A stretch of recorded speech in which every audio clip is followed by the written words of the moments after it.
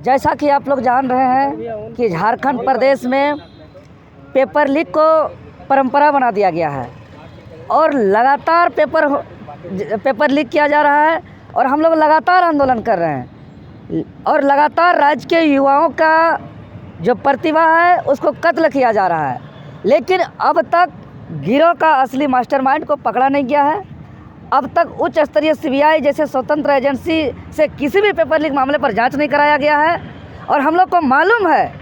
कि यहाँ जांच के नाम से सिर्फ लिपापोती किया जाता है। जब सीजीएल का मामला था, पेपर लीक के मामले पर परीक्षा रद्द हुई थी, तब हम लोग जब तक महामहिम राज्यपाल को आकर के उसका ठोस सबूत नहीं सौंपे थे, तब तक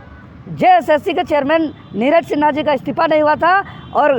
पेपर लीक में सम्मिलित जो लोगों का गिरफ्तारी नहीं हुई थी। इसमें जैसे कि आप लोग को मालूम है कि जेक द्वारा आयोजित 10वीं और 12वीं का हिंदी और विज्ञान परीक्षा पेपर लीक मामले पर रद्द हो चुका है। लेकिन आप लोग को जानकारी दे रहे हैं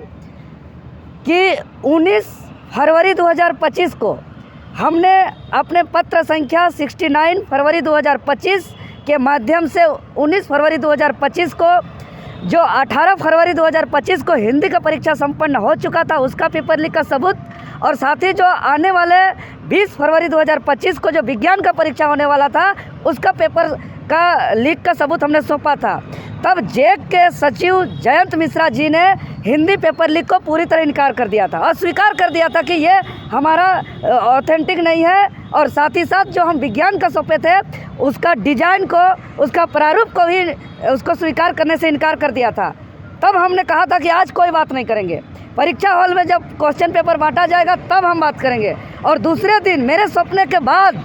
जब 20 तारीख को विज्ञान का परीक्षा लिया गया,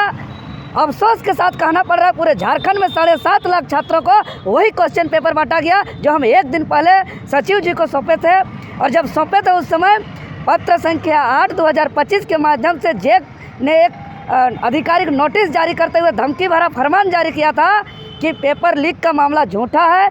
इसमें कुछ लोग दिग्भ्रमित कर रहे हैं, ऐसे लोगों पर कार्रवाई किया जाए। बताइए, एक तरफ पेपर लीक कर रहे हैं, दूसरी तरफ पत्र संख्या 8 2025 के तहत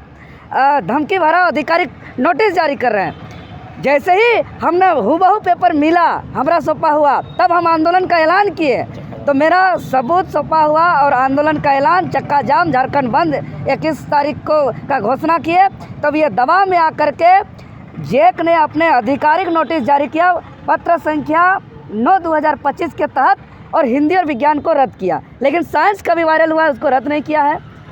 और भी संस्कृत के अलावा कई सब्जेक्ट को ये वायरल हुआ है, लीक हुआ है, इसको रद्द नहीं कर रहे हैं। दूसरी बात,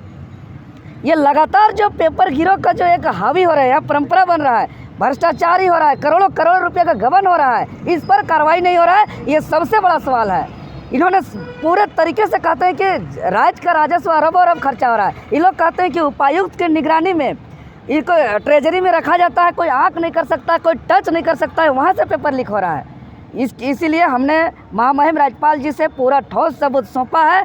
और हमने कहा है, निवेदन किया है कि इसका सीबीआई जांच का आदेश दिया जाए, अनुशंसा किया जाए। साथ ही साथ शिक्षा मंत्री जी को और मुख्यमंत्री जी को निर्देश दिया जाए कि एक श्वेत पत्र जारी करें पेपर लीक प्रकरण पर। इसके अलावा जेक सचिव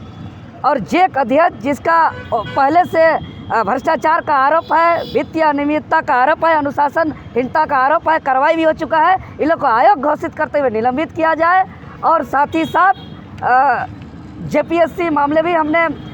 जांच मांग रखा है कि इसका जेपीएससी अध्यक्ष का नियुक्त किया जाए। और सबसे बड़ी बात, जो जेपीएससी 1 और जेपीएससी 2 जिसका सीबीआई जांच चल रहा है, सीबीआई जांच के माध्यम से कई अधिकारियों का जिसके नाम से चार्जशीट है उसका लगातार प्रमोशन किया जा रहा है, वो राज्य के प्रमुख पद में भी है, जेएसएससी के सचिव सुधीर गुप्ता जी भी है उसमें। ऐसे इसके अलावा